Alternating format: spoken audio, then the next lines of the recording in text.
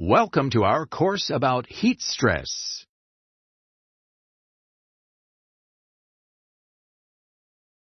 By the end of this training, you'll be able to recall how the body handles heat, recognize conditions likely to cause heat stress, including the heat index and levels of exertion, identify common health and safety problems associated with heat, recognize the symptoms of health problems associated with exposure to heat and how to treat them, and recall programs and controls to reduce the likelihood of heat stress.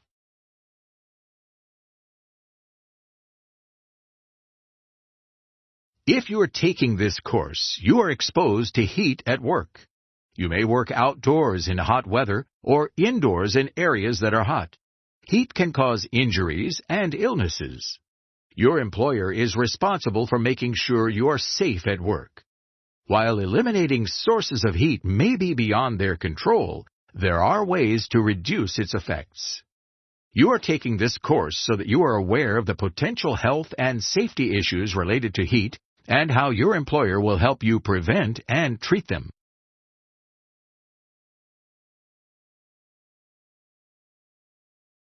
Our bodies are meant to be warm, and we have ways to help us maintain a safe internal temperature. To get rid of excess heat, our brains automatically change our blood circulation and activate our sweat glands. Heat stress occurs when our bodies are unable to maintain a safe internal temperature.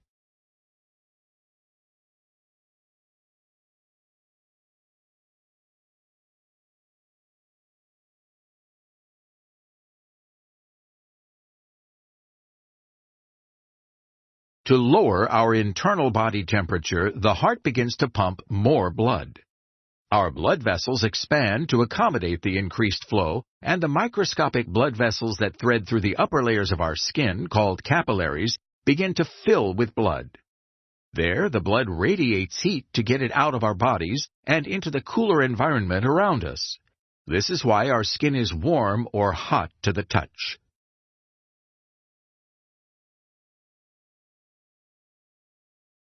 It's important to know that while more blood is getting to our skin, our muscles and organs may be getting less blood. Our strength declines, and we feel fatigue sooner than we would otherwise. Our alertness and mental capacity may also decline. Someone who is not accustomed to hot environments and who stands still for long periods in the heat may faint when blood pools in the lower part of the body rather than returning to the heart to be pumped to the brain. People who faint should soon recover by lying down. You can prevent fainting by moving around to prevent blood from pooling.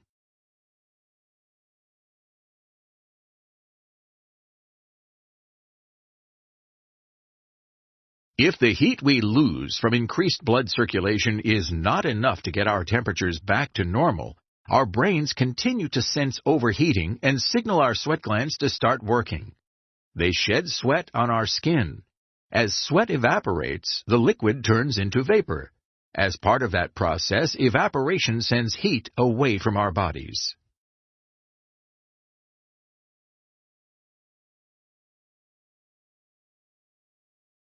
Choose the words that best complete the statements about how the body handles heat.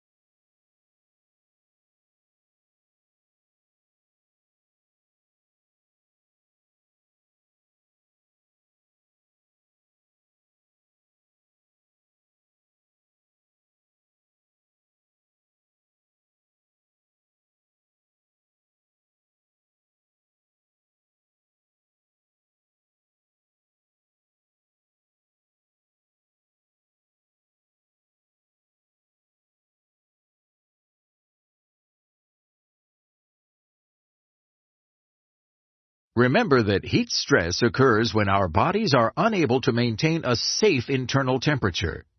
Some conditions make it difficult for the body to cool itself and are more likely to cause heat stress than others. These conditions may include high humidity. Humidity is the measure of water vapor in the air. When there is a lot of water in the air, it is harder for sweat to evaporate off your skin. Humidity is usually described as a percentage of air relative to water. For example, 55% relative humidity indicates that with the current weather conditions and temperature, the air is made up of about 55% moisture. Generally, people begin to feel sweaty or uncomfortable when humidity is over 55%.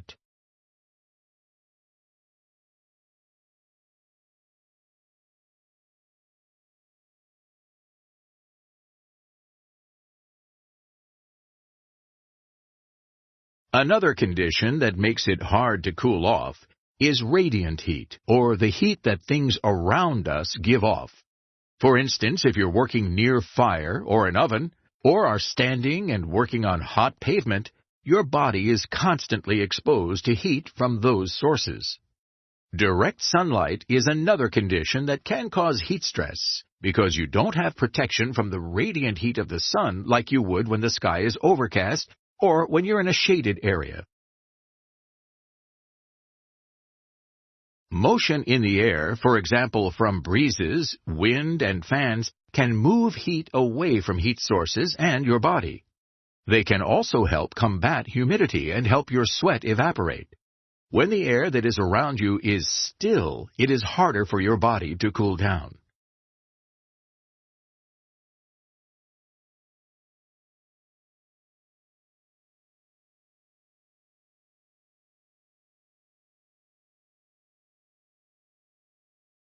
Choose 4 working conditions that are most likely to cause heat stress.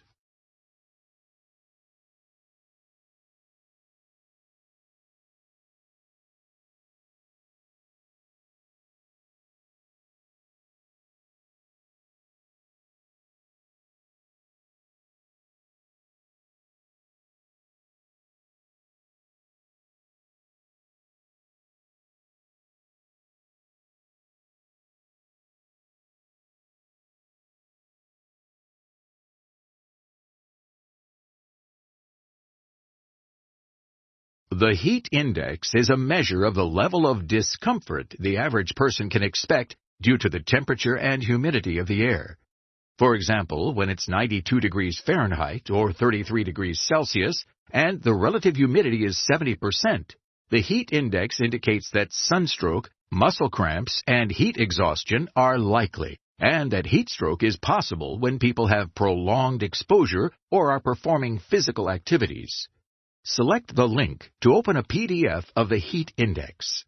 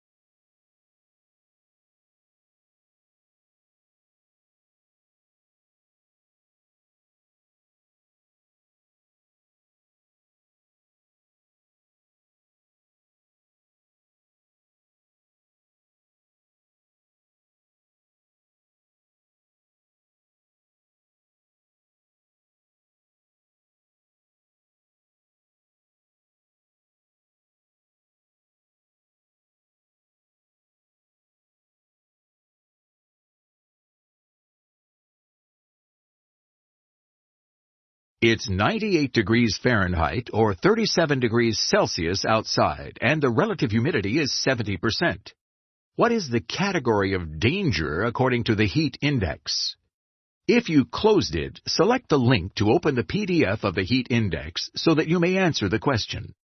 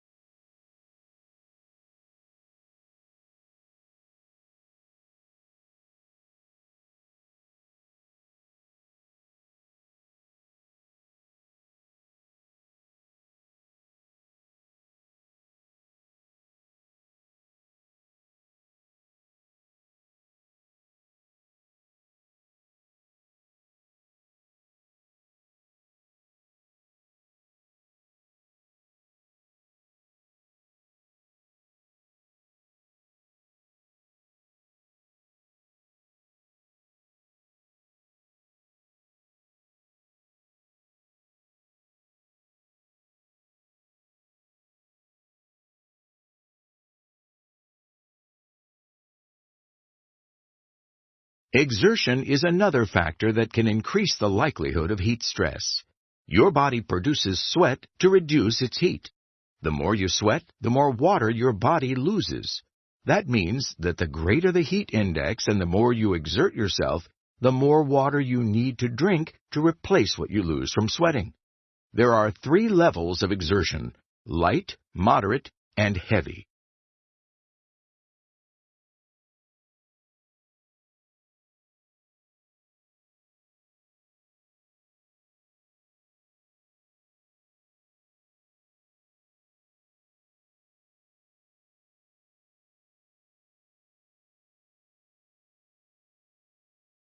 Light exertion involves sitting or standing and making minimal arm and leg movements.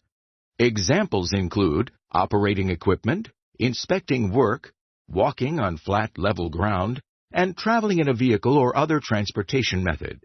Using light hand tools may be light exertion if you have minimal arm and leg movement.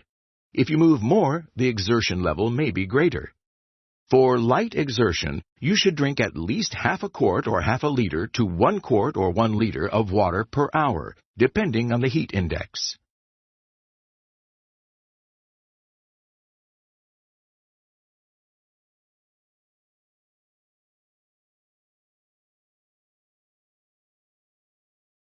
Moderate exertion involves actions that require continuous, modest intensity, such as light pushing or pulling or normal walking. Examples include jackleg drilling, installing ground supports, loading explosives, carrying equipment or supplies that weigh 20 to 40 pounds or 9 to 18 kilograms, and using hand tools such as shovels, hoes, and scaling bars for short periods of time. For moderate exertion, you should drink at least 3/4 to 1 quart or 0.7 to 1 liter of water per hour, depending on the heat index.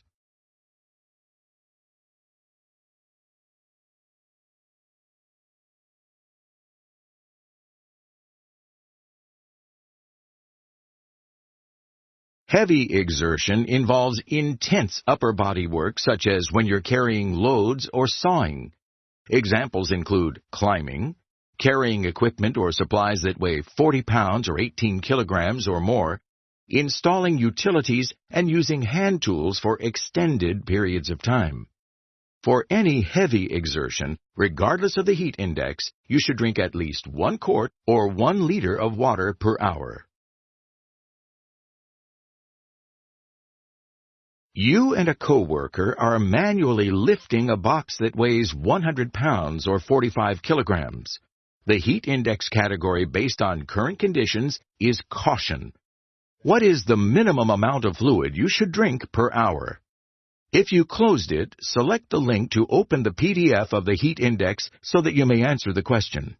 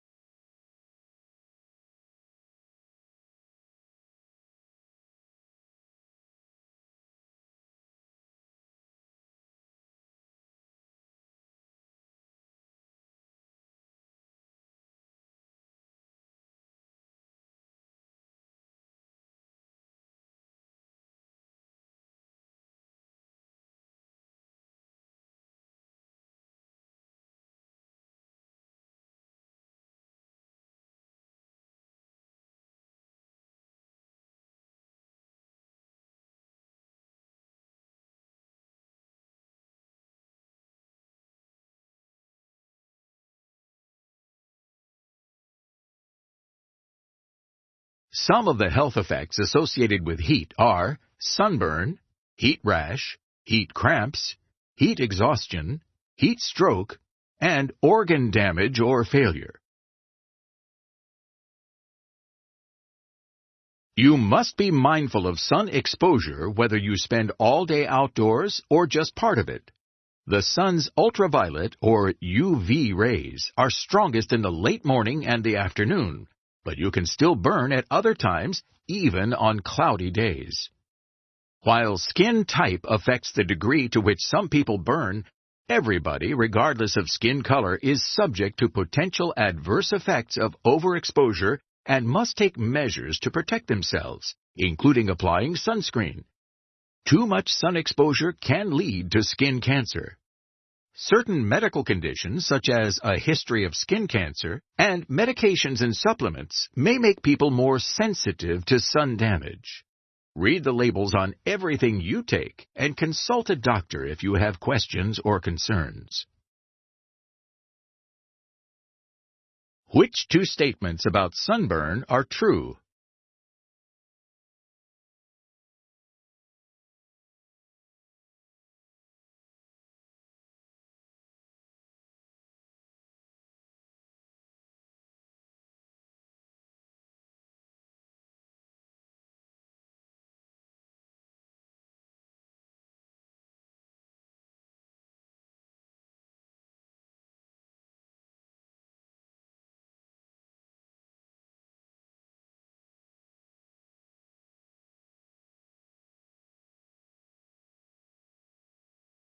When you are working outdoors, choose clothing that protects your skin, such as lightweight long sleeves and sun hats or visors. Apply sunscreen. If you are sunburned, take cool baths or showers, moisturize your skin, drink extra water, and allow blisters to heal. Take extra care to protect sunburned skin from further burning. Seek medical attention for severe sunburns, dehydration, high fever, and extreme pain that persists for longer than 2 days.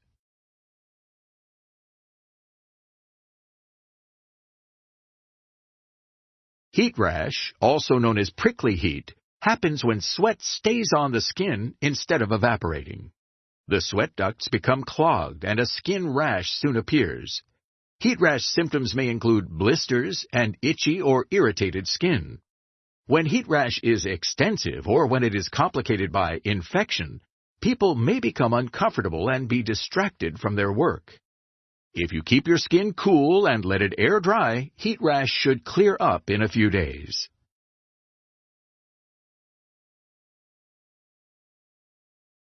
Heat cramps are painful spasms of the muscles that happen when you lose too much water and salt through sweating. Even if you drink plenty of water, you may get heat cramps if your body loses too much salt. You can usually relieve heat cramps by resting, cooling down, and drinking liquids with salt or electrolytes, such as sports drinks.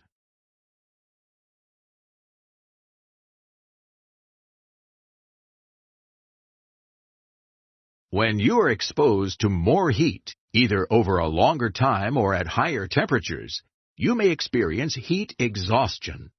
You may notice that you sweat more, have clammy and moist skin, and your head aches. If you're not drinking enough fluids to replenish what you use from sweating, your urine will be dark. You could feel nauseated or dizzy and may even faint. Anyone who has these symptoms should cool down and drink liquids.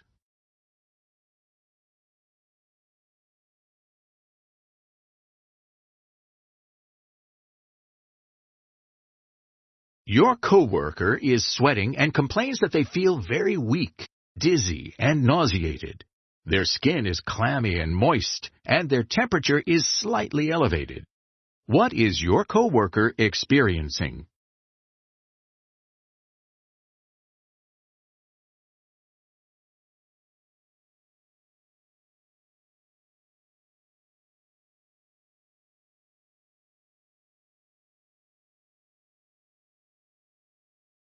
When heat exhaustion is left untreated, it can quickly turn into heat stroke.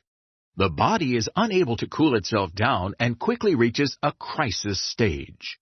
Symptoms include dry, hot, red, or spotted skin, sweating that suddenly stops, vomiting, rapid heartbeat, confusion or delirium, convulsions, or loss of consciousness. It is vital to seek medical attention immediately. A heat stroke victim's brain can be so affected during heat stroke that they are unable to move quickly or think clearly. This is a life and death situation, so you need to seek help fast. Even if you aren't sure if it is heat stroke, get medical attention. It's better to be safe than sorry.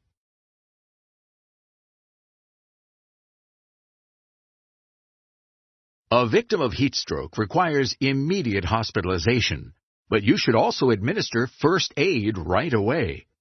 Ask them if they're okay and if you can move them to a cool area. If the victim is unconscious or you're not sure what's wrong with them, do not move them since they may have a head, neck, or back injury. Remove any unnecessary clothing from the victim. Soak the victim and their clothing with water. Fan their body to increase cooling.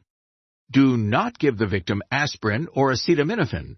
These do not work for heat stress issues like they do when reducing a fever. Many victims of heat stroke will not be alert, but if they are, give them fluids and help them drink. Place cool towels or ice on the victim's neck, armpits, and groin area to increase cooling. Applying ice to the forearms can also help cool internal temperature quickly due to the proximity to superficial veins. This can be more comfortable to conscious victims.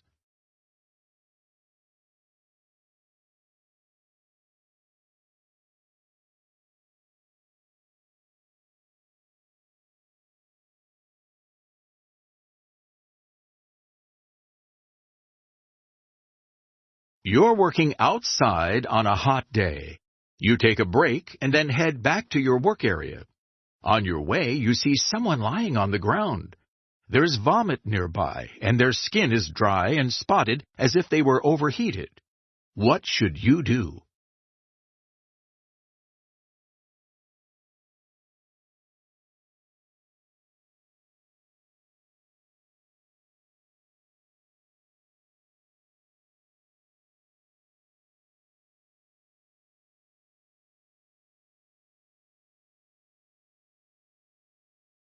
Now that you have called for medical assistance, what can you do next to help them?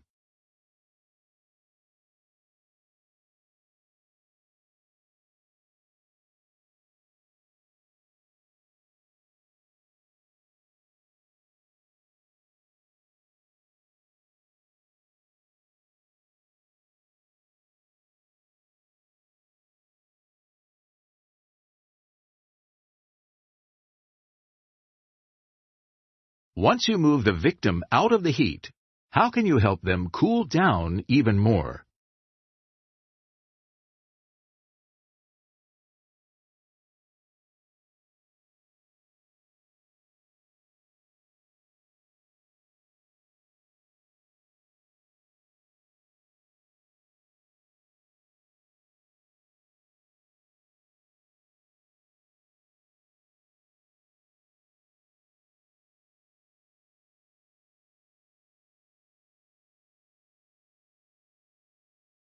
Long-term, prolonged exposure to heat can cause swelling and permanent damage to the body's tissues and organs, including the muscles, brain, heart, liver, and kidneys. People who have underlying medical conditions, such as heart disease, are at an increased risk for heat exhaustion, heat stroke, and organ damage or failure. Please make sure your physician is aware of any heat stress you may experience on the job so that you may develop a prevention plan and inform your employer about your requirements to work safely.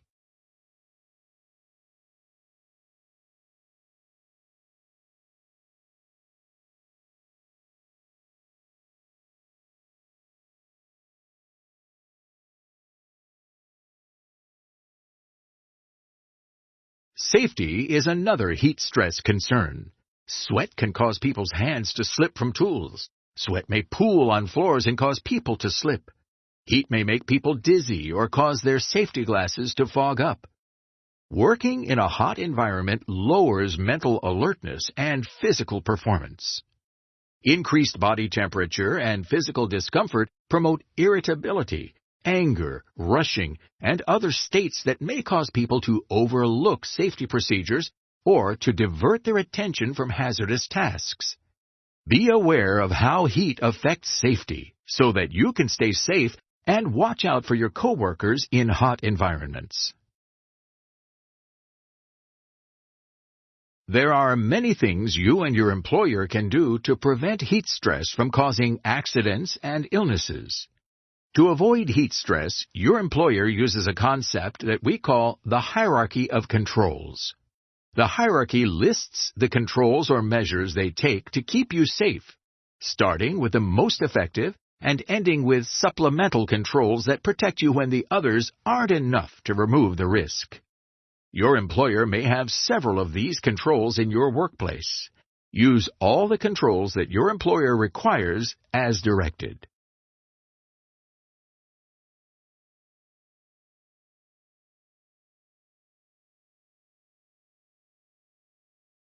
To eliminate sources of heat, your employer may seal steam or heat leaks or intrusions.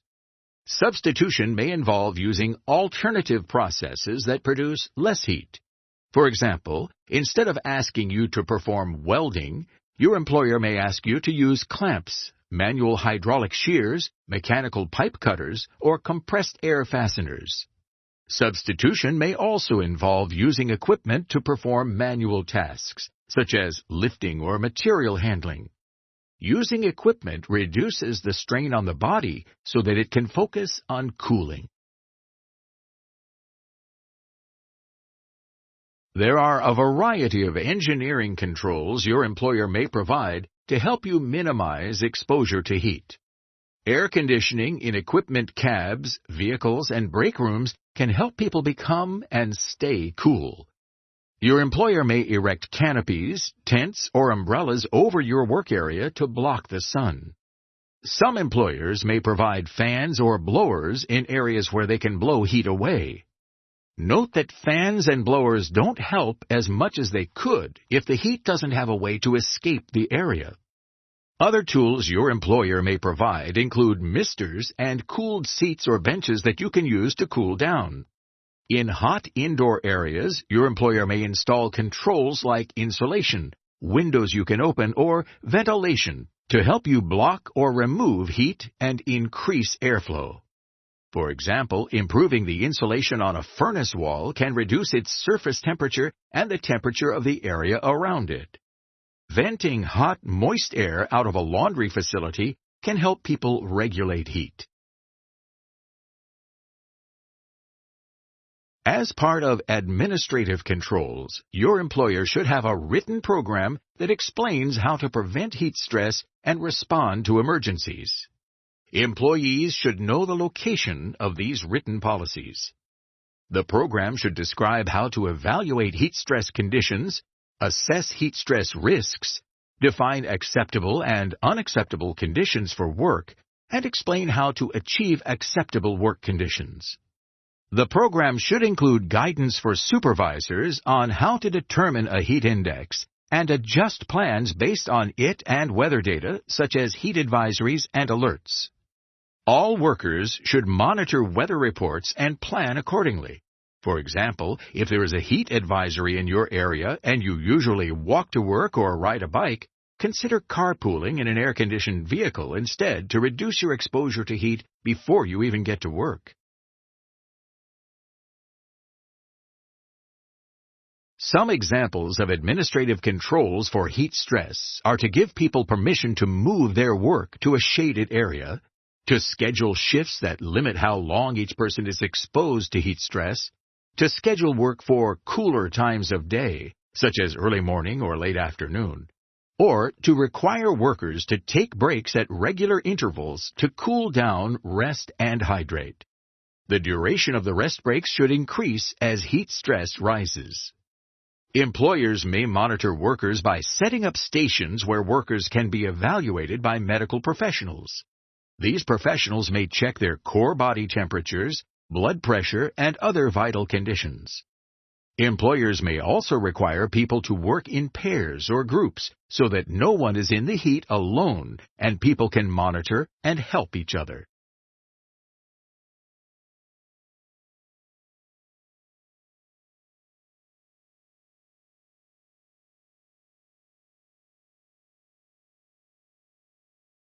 Heat disorders are more likely among people who have not been given time to adjust to working in the heat or who have been away from hot environments and gotten accustomed to lower temperatures.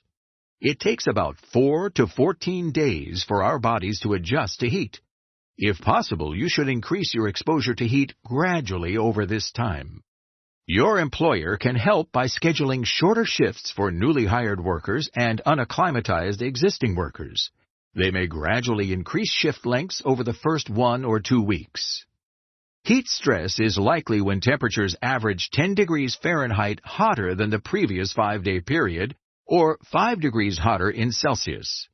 You and your supervisor should use information from weather forecasts when planning outdoor work.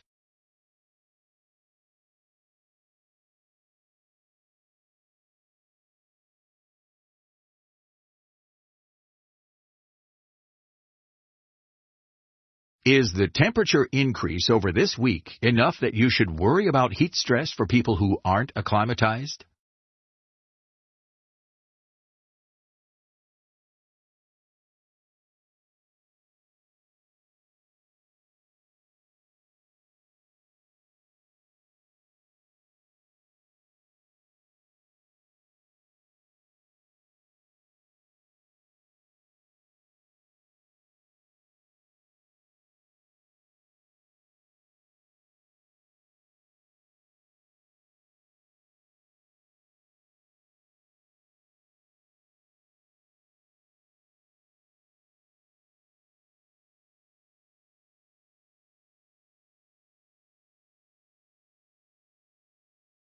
One way of reducing the potential for heat stress is to make hot jobs easier or lessen their duration by postponing non-essential tasks.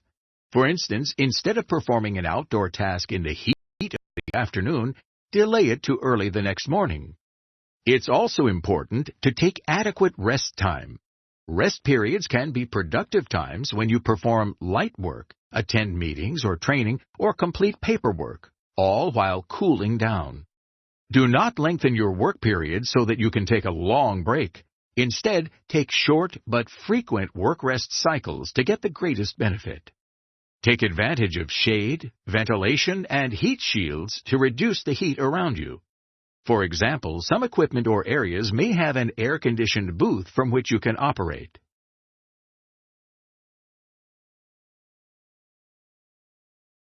Lifestyle and tasks that are unrelated to work can affect your susceptibility to heat stress. Be aware certain medications including blood pressure, antihistamines, decongestants, and psychiatric medicines can cause heat intolerance and have dangerous side effects such as increased body temperature. Please consult with a medical provider if you have questions. Exhaustion reduces heat tolerance, so get plenty of sleep. Eating causes the body to generate heat to break down the food. A large meal will increase your core temperature even more. Eat smaller, more frequent meals and choose foods that have higher water content, such as fruits and vegetables, to help reduce internal heat. Your team can help reduce heat stress. Even when you take safety precautions, heat stress and related illnesses can occur. That's why it's important that you watch out for your coworkers and that they watch out for you. It's easy for a person to overheat or need help without realizing it. When temperatures rise above 90 degrees Fahrenheit or 32 degrees Celsius, make sure people don't work alone or are supervised in case they need help. You can also enlist additional workers to perform tasks more efficiently. For example, instead of making one person work in a hot environment for 4 hours with breaks to cool down, perhaps 2 or more people could do the work together to get it done more quickly with fewer breaks.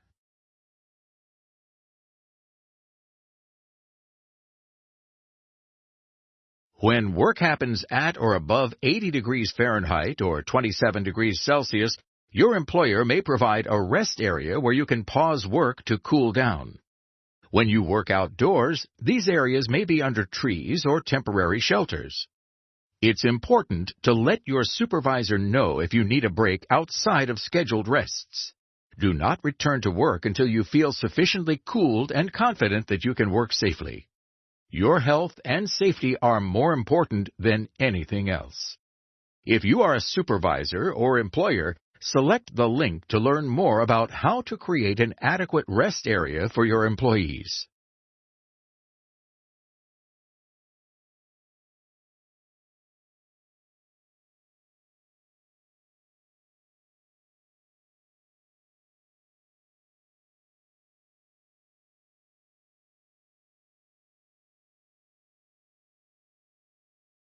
Select the icons on the left to see ways to cool down.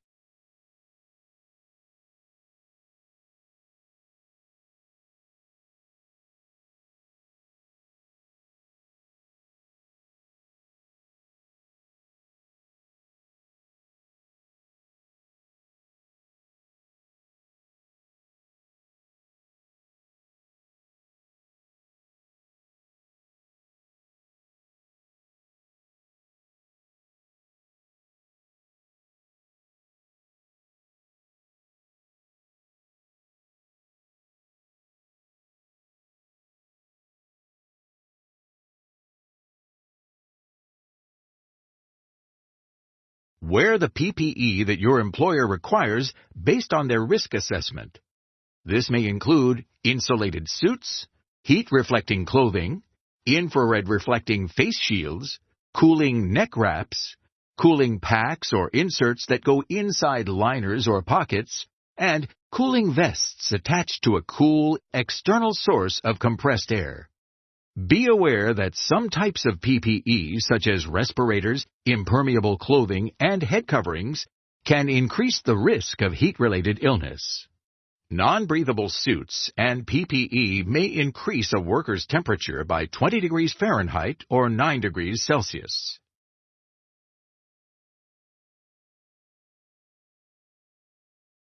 You are not limited to one way at a time to stay cool. Use a combination of methods for the best effect. Drinking a cold sports drink in front of a fan will cool you down faster than doing one thing alone. Remember, when you start to feel hot, take a break to cool down so that your condition doesn't progress to heat exhaustion or even worse, heat stroke.